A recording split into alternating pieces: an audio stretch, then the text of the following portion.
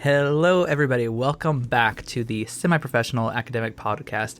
I am Jacob Watts' future autobiographer, Jacob Watts.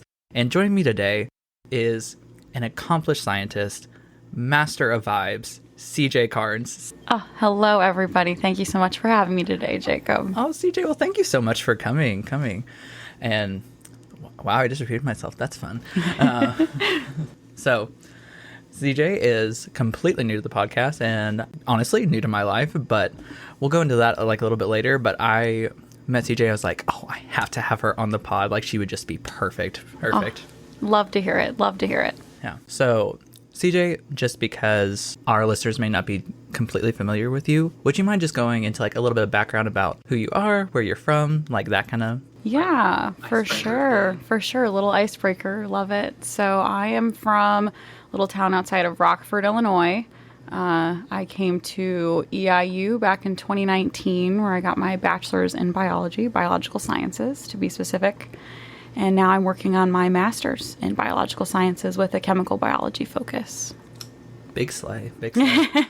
Sounds a lot more accomplished than it is, okay? I promise anybody can do it. If you put your mind to it. I mean, you're just an award-winning scientist. We'll come to that a little bit later. We'll come to that a little bit later. Do you have my CV pulled up or something? I mean, girl, I was there. Fair. Yeah. So I kind of like want to go like prior to EIU. Did you always like show like interest in like science or research, like even like when you were younger? I mean, you're still young now, but like... Yeah, that's a great question, Jacob. So I hated high school. Didn't we all? Yeah, right. People weren't always the nicest, but it's okay. I still have some really good friends that came out of high school, but I wanted out. So I ended up going to community college my junior year of high school, and where I thought that I wanted to do engineering. I ended up failing my first chemistry course that I ever took. So kind of really set me back, and I said, you know what, I don't want to go to college anymore. I ended up finishing that year of community college, graduated high school early, and then I just worked. And I said, I want to be a real estate agent with like my mom. I want to work in trade and construction and such like my dad. I don't want to go to college. And then one day I was on a trip to South Dakota where a little ad popped up for EIU on my computer. I was running off my hotspot, just looking at random programs because my dad said that I had to at least check a few out. And I saw the castle at Eastern. So I decided to visit, where I came as more of a health administration major. I met Diane Burns, where she kind of showed me the ropes of geology. But with that, I had to take a chemistry class. Yeah. And oh boy, was I scared. I had to take the chemistry class that I had failed when I was, 16. And I took it. I got a B. I'm so proud of that B. As you okay. should. I got an A in the lab. Slay, yes. But during that course was when I had Professor Michael Beck for my chemistry lab, and he ended up recruiting me, and I said no. I said, I don't really want to do this. I'm just faking it until I make it. Aren't we all? Yeah. I was going to say, I'd be like, girl, I've been doing that for 23 years. Right? My gosh. But, I said no. And then a couple months later, he asked again, and he was like, I think you should really just meet with me, just for us to talk. And at this time, I was a geology major. I wanted to do pre-law. I want to be an environmental attorney. Mm-hmm. Somewhere throughout the way, I fell for the chemistry, ended up in the lab, switched my major to biology to graduate earlier. Mm-hmm. And I guess the rest I'm still writing. I love that. And as like, this is just weird because like I also, during my junior year of high school, I also was in community college. Yeah, so simultaneously. Perfect. So, like, I understand completely. And, like, to be fully transparent here, like, not to make it about me, but I wanted to be a talk show host originally. And then I took communications. I was like, you know what? Maybe, like, we're not great at speaking. Let's look at something else. But you still love doing it. Now you're making podcasts, and it's a beautiful thing. Yeah. And like, I think like there's a lot of power like in your journey as well. Cause like, I mean, just again, touch it back. Cause like my brain is like on power save mode all the time now. No, it should be. So like so your mom was a real estate agent, correct? Correct. And your dad worked in construction or trades? Yes, he was a lineman for about 17 years. And then he worked as a carpenter all before that and throughout. And now he's a home inspector. Yeah. That's so cool. And like to kind of like reiterate, like your dad is like who kind of like motivate you to be like, you know what, just check out like some programs and like let's see. Like do you go think about that like, wow, like if my dad hadn't said this to me, like where you would be now?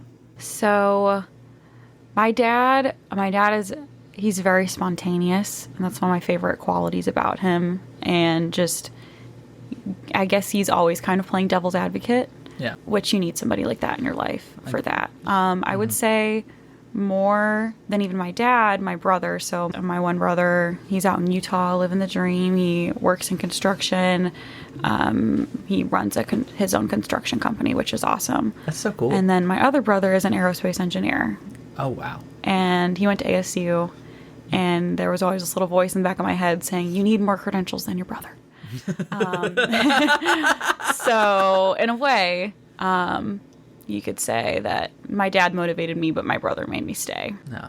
So, because at the end of the day, I'm going to get my PhD after this. And he just has a bachelor's degree. So even though he's, running whatever he's doing out there for aerospace, I'll have more letters behind my name than him. Yeah. You'd That's be like, the goal. Be like, you have a bachelor's? Who doesn't? Yeah. Come on. Keep up. It's very like Big Bang Theory, Sheldon Cooper. Right. Yeah. Exactly. Yeah. So that kind of like just like diving into like your family life just like a little bit. Yeah. Like, are you the youngest? I am the youngest, yes. Ooh, so I have 2 older brothers, like I had said before, but I didn't say their ages, so we'll go into a little more detail. We live for details around here. We're very nosy Ryan people. and Kyle, shout out to you guys. Ryan is 31 and Kyle is 35. So quite a bit of an age gap there. I kind of say that I was raised by 2 sets of parents rather than them being my siblings. I still remember when Kyle took off my bedroom door when I was having a boy over. Oh. Jokes on him. I hung out in the guest bedroom where we had a day bed. It wasn't like that, but that's kind of where I would have my friends over. So there was like a day bed and the TV and all the games and stuff were in there. So I was like, if you're gonna be an ass, at least take the door off of the right, entryway. So yeah. So and like you talked about a little bit, like what's like the age difference between like exactly between you and your brothers? Yeah, so I'm 21. So my so 10 years and 14 years about roughly. Yeah. See, I am the oldest of 2.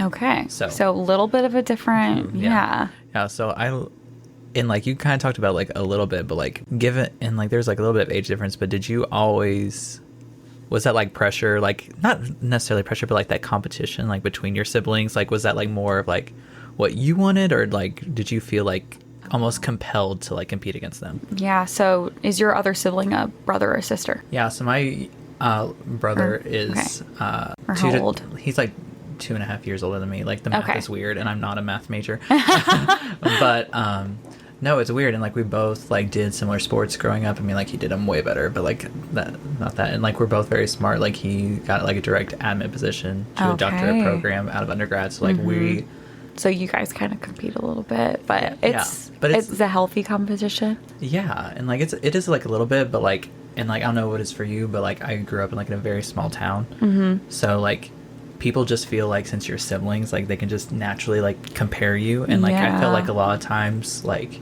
he and I were competing against each other, not because like we wanted to, because people made us. So like, did you feel like that was kind of true for you? So I would say the age gap was large enough that I didn't feel as though I was competing with them because they were always kind of my number one fans.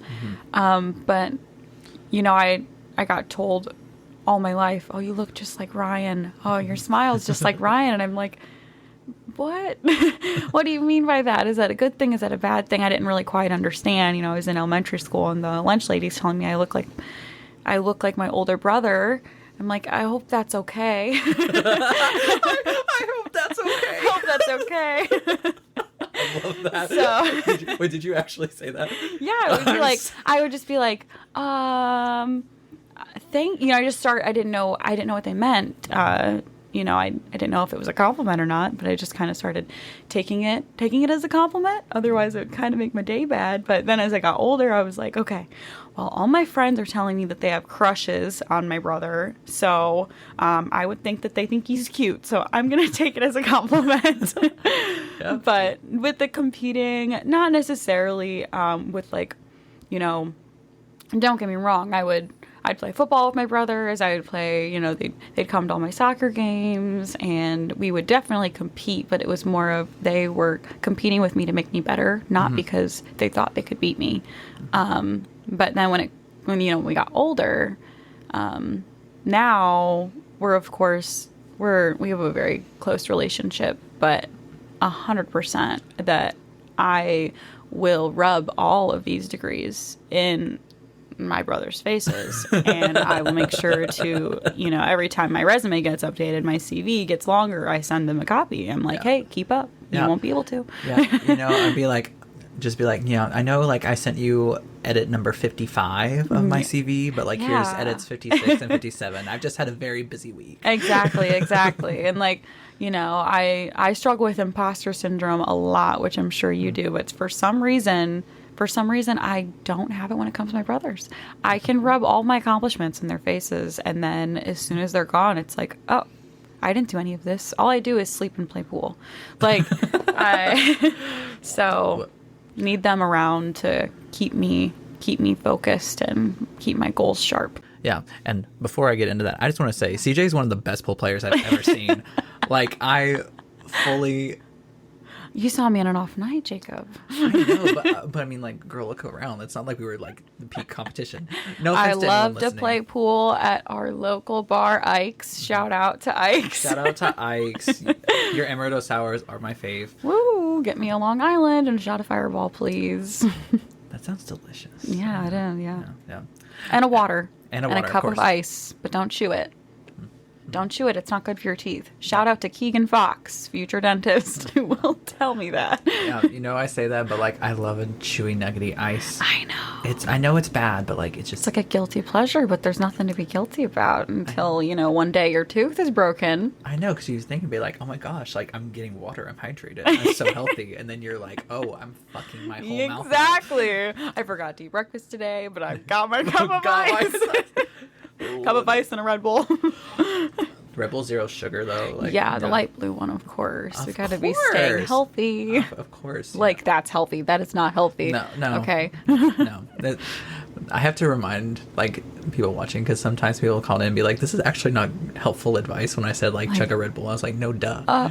Sorry. I actually prefer the ultraviolet Monster.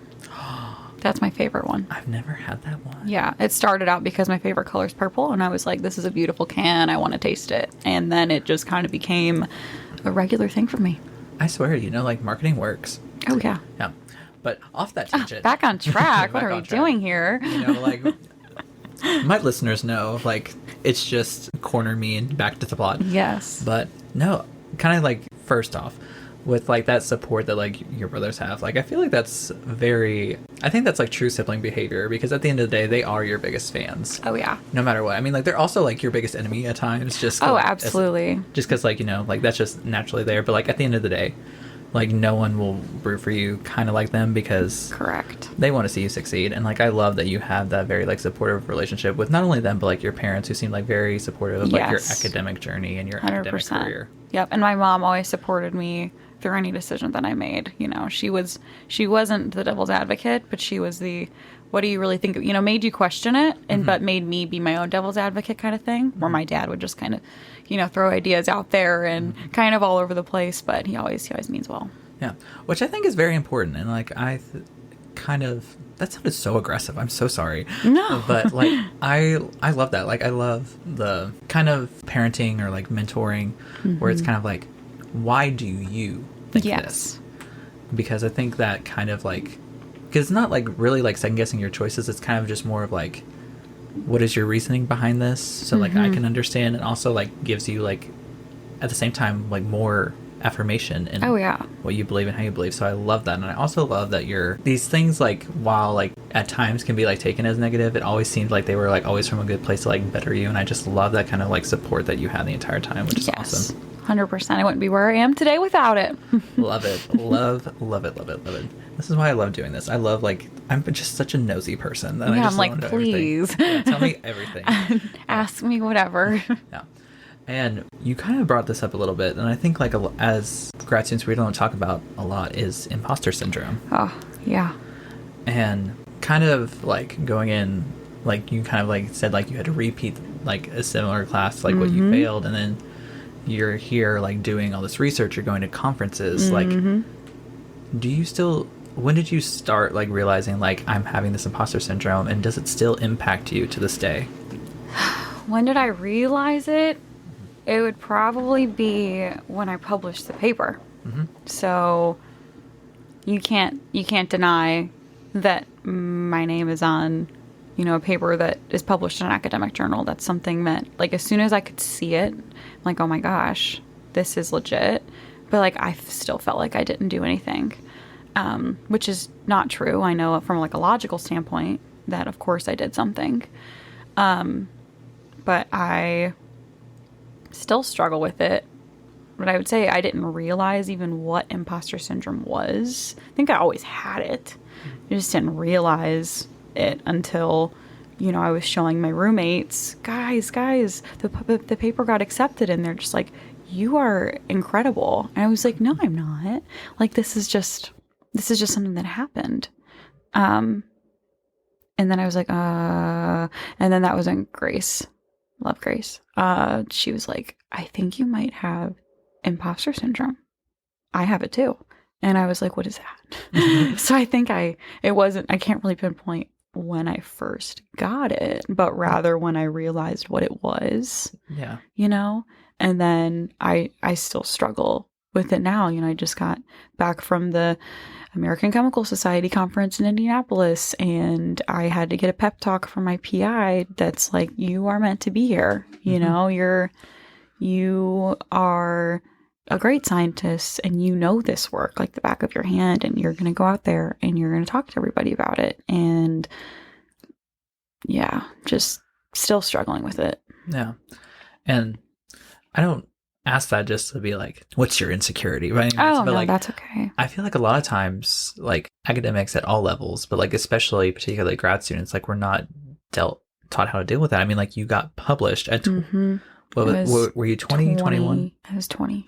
Which is extremely impressive. And I don't care what anyone says, like, that's impressive. Fight me. And like, it's amazing. And like, the fact that you, like, really, like, at first, like, weren't able to, like, to really grasp, like, all the cool things and, like, amazing things that you were doing is so heartbreaking. And unfortunately, like, that's, like, common, because I've talked to so many other grad students who also had, like, wonderful things happen to them, like you, who, like, failed to see that. And I think, like, that is something that's truly failing in academia, like, not teaching future scientists how to deal with imposter syndrome. Yeah. Because I'm sure, like, as you're aware, sometimes at the end of the day, like, yes, like, we're blessed to have people who advocate for us, like, our professors, our mentors, our PIs. Yeah. But a lot of times, like, we have to be, like, our own kind of, like, because advocate. it's hard, because words really don't fix imposter syndrome. So, like, it's not even, like, what can the professors even tell us? I mean, my professor could sit me down and tell me that I'm the most amazing scientist that he's ever seen, and I would look at him and laugh. So I don't know what even the cure for that would be. And for me, it was the little bleep of something was, receiving the award, something on paper, something that you can't deny that, hundreds of people applied for, and they picked me. They picked me. So who picked me?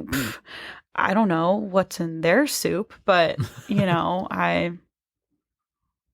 still struggle with it. But, being asked to talk on this podcast, this is just another thing that's helping my imposter syndrome. So it's just a culmination of everything. I think you're totally right. Like, I don't think that there's any, like, major like thing that can help for that. But like, just, I know for Maybe me, some more breaks. If we could have just a little bit more breaks to realize our accomplishments. It's like this all happened so fast. We had this, we had that, we had the awards, and it's like I didn't step back. And be like, okay, I did this. Let's go have a beer about it. Let's go have a beer and play some pool. literally. And that's something that I'm definitely going to like touch upon, because I'm so glad you did that.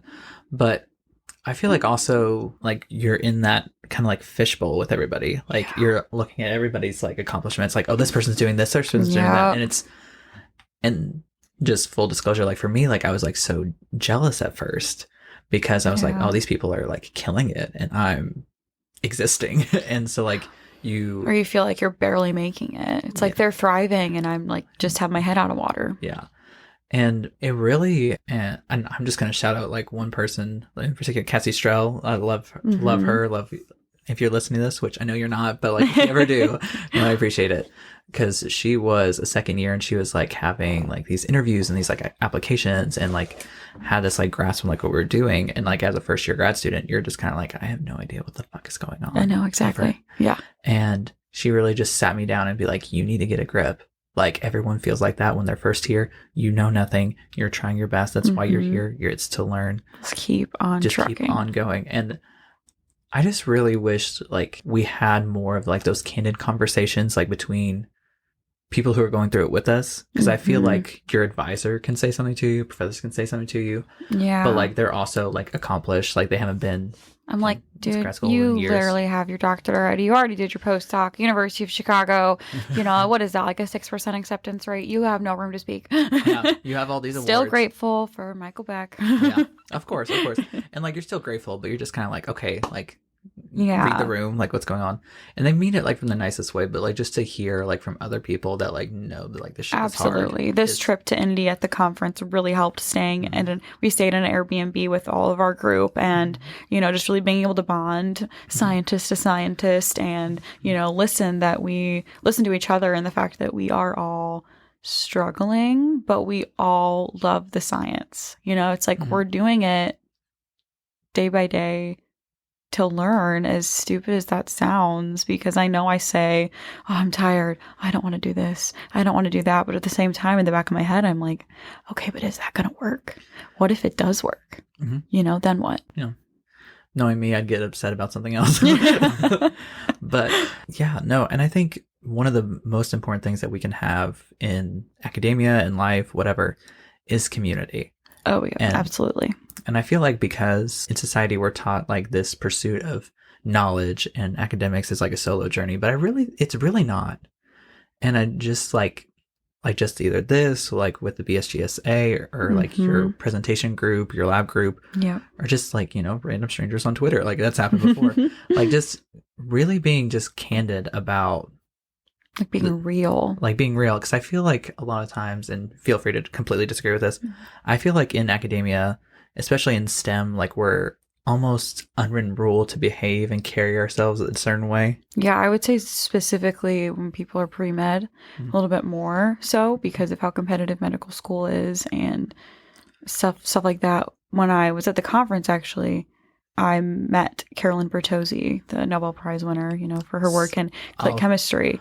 I bet that was so cool. Such a renowned woman. She really, probably the first openly lesbian woman in STEM that, she won a Nobel Prize, and it's something that she's just amazing. But she gave a little segment on what you were talking about briefly earlier, and just that people are going to judge you in your own scientific world and outside of it, and how she copes with that. And that was really eye-opening.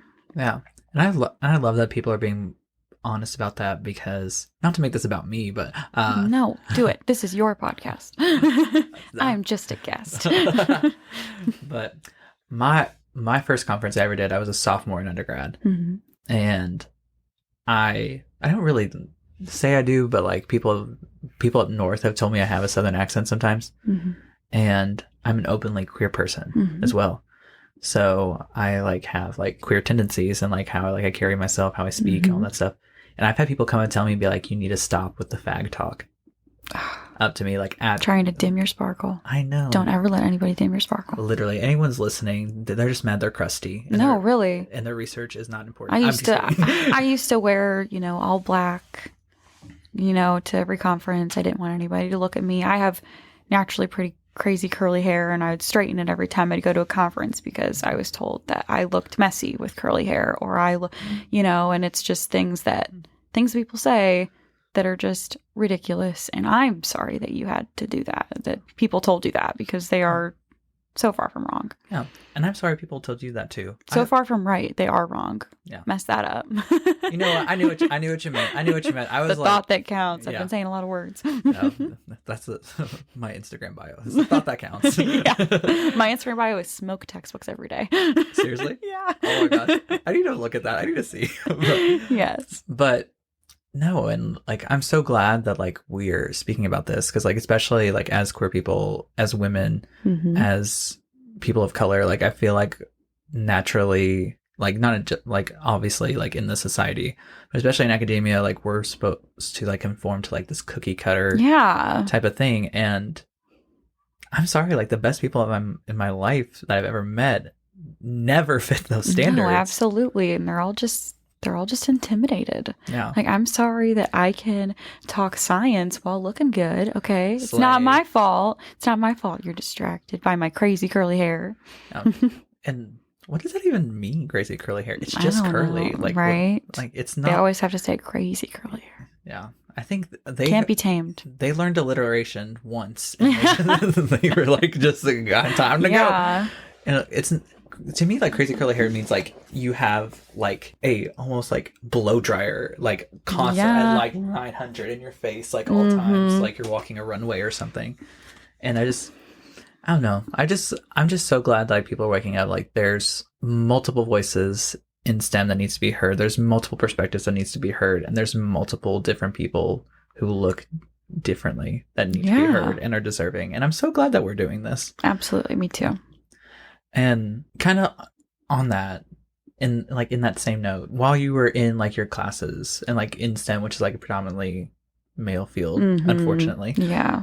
Did you like find it harder like to get like not even just awards and accolades, but just kind of like recognition and validation in being a woman in STEM? Yeah. So I was fortunate enough to have my PI, Michael, who supports all queer, all everything openly. We have like all the different rainbow periodic tables on our metal hazardous bin, and he has always pushed to have a variety of all different people in his lab. And I think this coming semester it's going to be all women, except for one. And so I was fortunate for my actual lab group to be like that. I can't say the same for my actual coursework.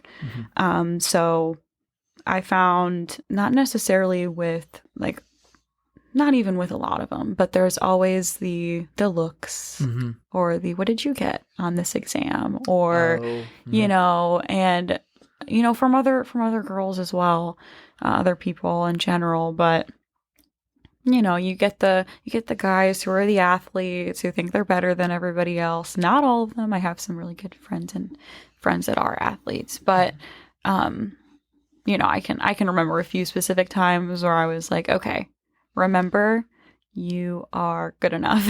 And then I have my brothers in the back of my mind being like, you could beat them in their own game, So Period.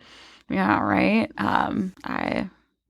I was able to not let it affect me, luckily. But of course, some other things affected me, but that wasn't one of them. And I'm sorry you had to deal with that, but I'm so glad that like you were like, okay, this is their problem, not mine, and proceed to that. Because I know exactly like the kind of guys that you're talking about, because like I face those too. Especially, I'm not sure if you ever had this one be like, I got this, so how could you have gotten that? Oh, absolutely. And I'm just like, oh my God, you are just verbally thinking that you're the best. Yep. And they're always dusty. Yeah. Or it's, absolutely. I'm like, oh, I got I got an A. And they're like, but I got a B. I'm like, and? And so how's that my problem? How? You know, and then I'm kind of like, okay, I'm going to, because how I act when somebody pisses me off is I get even nicer. So, you know, I'm like, oh, I would be happy to study with you. And I mean that. Yeah. I mean that if they truly want a better grade, and I happen to have that better grade, I'm always willing to help. But the look in their eyes, I'll never ask for help from you. Yeah. Which is, you're a much nicer person than I am. Because I would have said the same thing, but I would have said it just to people. I've worked in customer service for way too long, unfortunately. See, I have, and I think I've lost that part of myself to function properly. Because maybe I haven't worked long enough.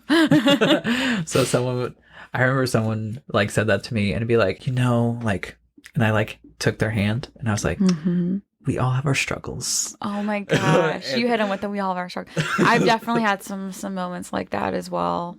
Yeah, my favorite thing is when I'm a pharmacy technician as well. You just said free time, don't know her. I'm also a medical laboratory technician if we want to go the full route. Yeah, in case you guys didn't notice, CJ is actively like taking calls and answering emails while we're in this thing, working her 5 billion jobs while accepting awards. Yeah, I actually just had to send some forms over to get the actual funds from a few of my awards. I'm just kidding. But I really did earlier. I had to send an Excel document for one of it. I know. Gotta send the updated resume. My gosh. Be like, step up your game, y'all. Right? No, but I've found that, you know, working in customer service, and it's probably just made me like, maybe, I don't want to say a better person, but just more aware of the amount of awful people that are in the world. Oh, yeah. And just kind of makes me realize, wow, damn, maybe I'm not that bad. No. But just from having people wait, you know, during COVID, I was, you know, in the pharmacy, and that was a crazy thing. And people, you know, wait times got longer and all that. So, you know, instead of apologizing all the time, I kind of removed I'm sorry for my vocabulary. As you should. And I started thanking them. Yeah, for their patience. I started thanking them for their patience. And that's something that I turned over to academia, you know?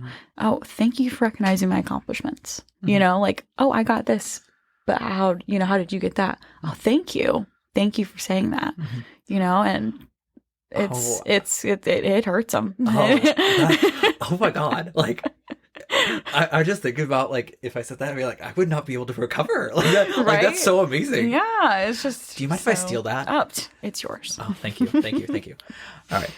Well, CJ, we definitely have more we want to discuss, but let's take a little break for a while. Yeah, sounds good.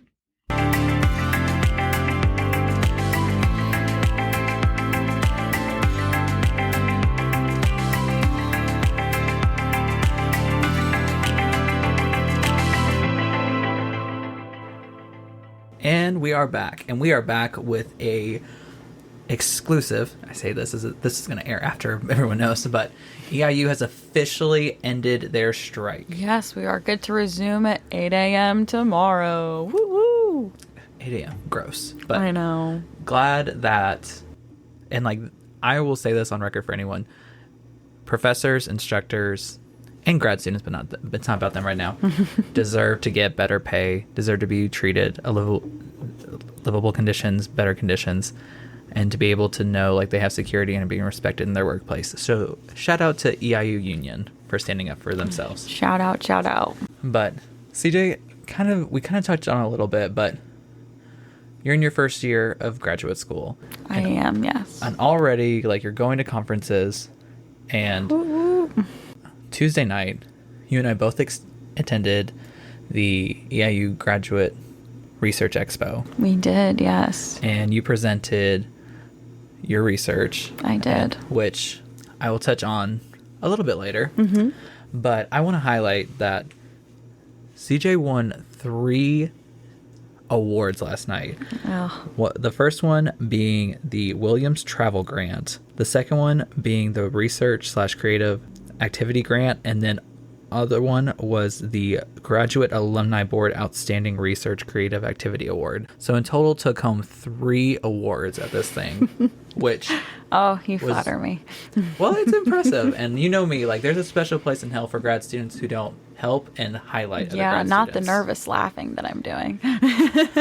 I just think, like, I just No, it's great. Thank you. No problem. And like I just kind of want to ask you, was it like validating in a way to like be not only like seen like and deserving to be nominated for these awards, but to like win them and to like be like, yes, you. Well, how many did you win, Jacob? Come on, you presented too, and you won as well. Don't let him toot my own horn without tooting his. I see the award behind me on the fridge. What is that one? Oh, recognition, research and creative activity award. Beautiful. Thank you. But yeah, it was good. It was pretty cool to have one of them on a plaque. That was really fancy. I'm like, whoa, they got this on a plaque. Or when I was looking through the brochure or the actual program to see one of the awards that I won and my name was the only one underneath it. I'm like, what is that about? Mm-hmm. And in my head, I'm like, oh, well, I must have been the only one to apply for it. I'm like, come on, like you logically know there had to at least be a few other people to apply. But that was my first. I love how you were like, I must have been the only one. Not that like, you know what? Like, I guess like they see me be like, oh my gosh, like I must have just like at this public institution, I must have been the only person to apply for this award. You are too humble. You are too humble. That's the first thought. I'm like, wow, like they really need to advertise this award more. They need to advertise this award more. Yeah, when I was walking by and one person sitting down as you were walking up to the podium, which I was not aware that this was going to be a full-on ceremony. No, I would have dressed a little bit nicer, but I feel like I blended in all right. Oh, girl, you did fine. But also, like, no tea, no shade to anybody, but like CJ and I were 2 recipients for the bio department, and there were 14 bio people. We were the only 2 that showed up. Where were you guys? What is that about? I know a couple of them like started like their jobs. Okay. So like they had like actual things, but like for one of the awards that CJ won. Oh my gosh. You were the first person they called, and they called off 14 other people, and we all just had to sit there. We just had to wait up there, and like they just kept calling names. Then finally they said my name, and so then I walked up, and so then I feel like everybody was clapping like 5 times more than they would have normally, because they're like, wow, somebody that's here for it. Yeah, I know. And then it was the first one to go and be like, don't worry, CJ, I got when I come up for mine, I got you. I'm like, I know that you'll be visiting me soon. But no, to go back to your question, of course it was great to see it on paper, kind of going back to what I had said before our intermission, just to be able to, like, when I got published, to be able to see that, that you can't deny that. You can't deny this name being engraved on this plaque that is quite literally going to exist longer than me. But I would like to say that it helped a lot, but at the same time, it's like, that was my first thought, was that, wow, they need to have more people do this, apply for this award, not, oh, wow, I did a great job, which I know I need to pat myself on the back, because you should. I did good. I did a good job. So, yeah. Yeah. And again, congratulations. Thank Very you. well deserved. Thank you. That kind of like brings me to another thing, because you talked about like how like seeing like the work like up close, like with the publication, with the award, seeing your name on it.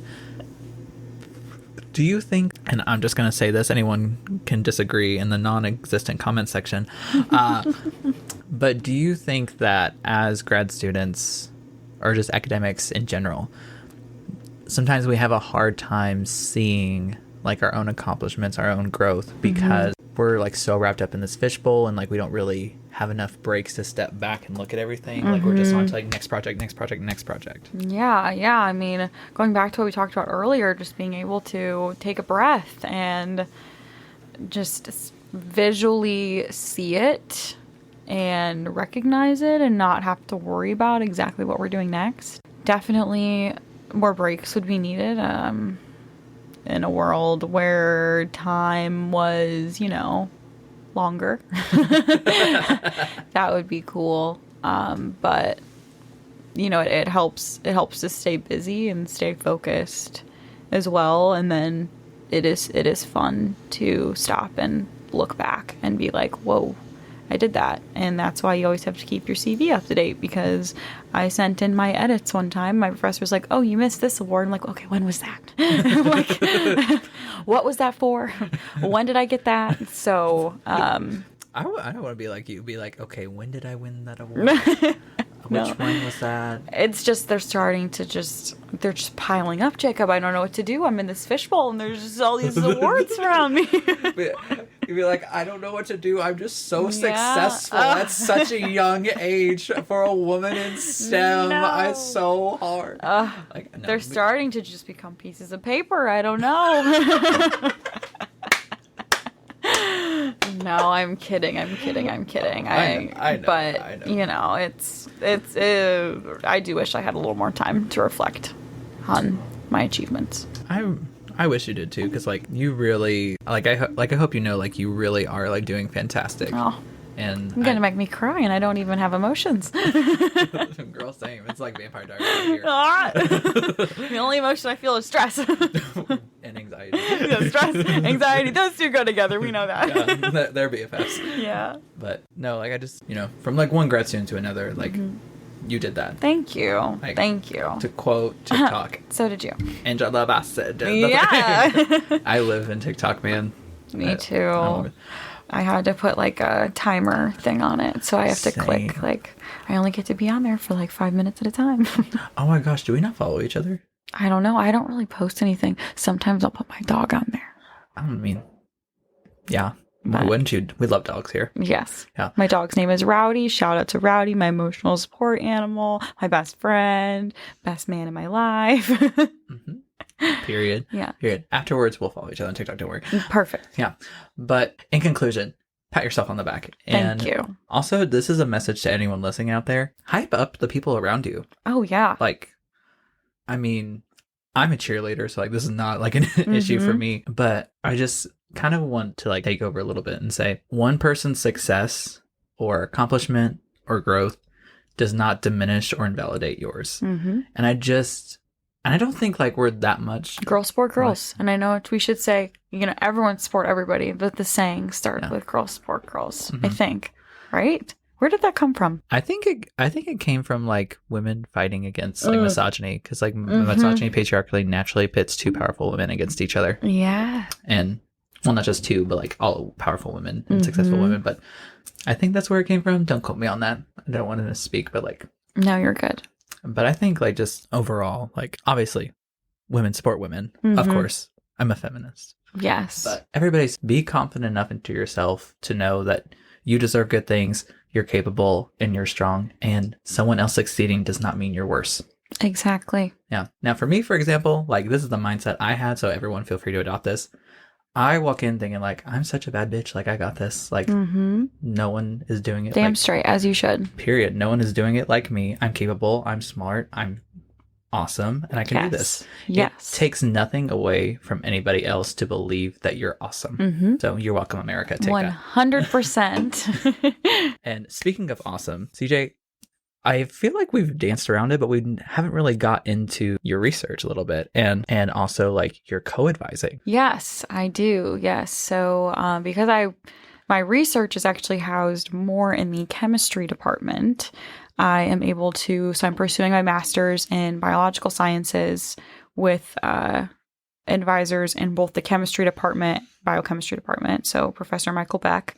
He's under the Department of Chemistry and Biochemistry. And then I have Dr. Brito Nathan. He is in the Biological Sciences department. So I'm able to, that's where I get that chemical biology, where I get the biochemistry aspects, is to be able to have advisors in both departments, which is great. I would say a majority of my work goes through Michael because he is a biochemist. So he has both, but I'm able to use, you know, the cell culture facilities in the bio department and other cool perks like their free printers and all that stuff. So I really like, and that's something that I want to take into my PhD, is to be able to have co-advisors. I really want to do some work abroad So some programs that I'm looking at, there's a program where you're through the NIH and then you do 2 years at the NIH with an NIH advisor, the National Institute of Health, if anyone is not familiar. You do a half at the NIH and then the other half at Oxford, where you get a professor at Oxford, you get a professor at the NIH. Ooh, slay. There's another one through Scripps where you get one at Scripps and then one at Oxford. So,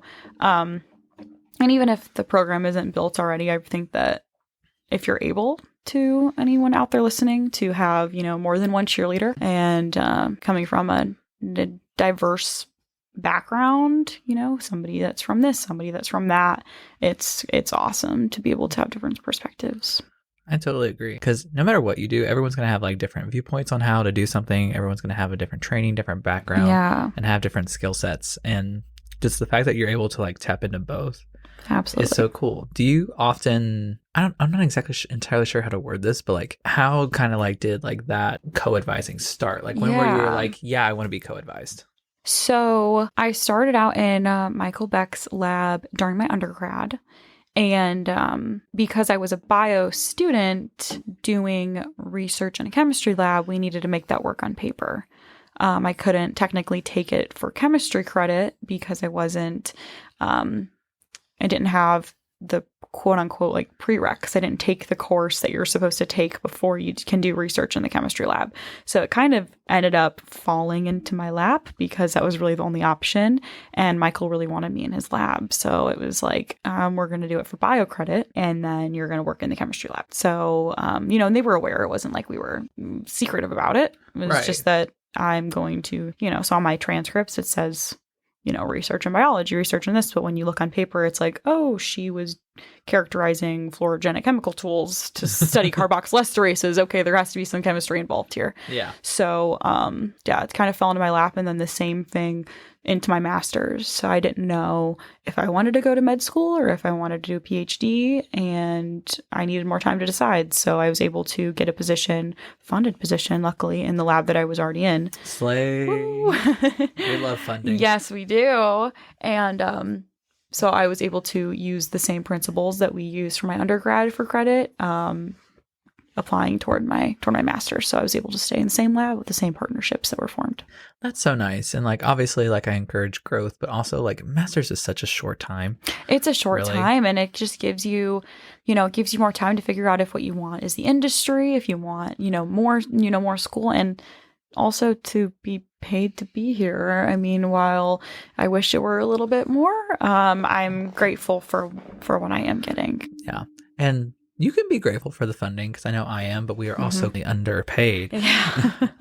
I mean, like, I leave in May. What are they going to do? Fire me? Right. But hey, I have another year, okay?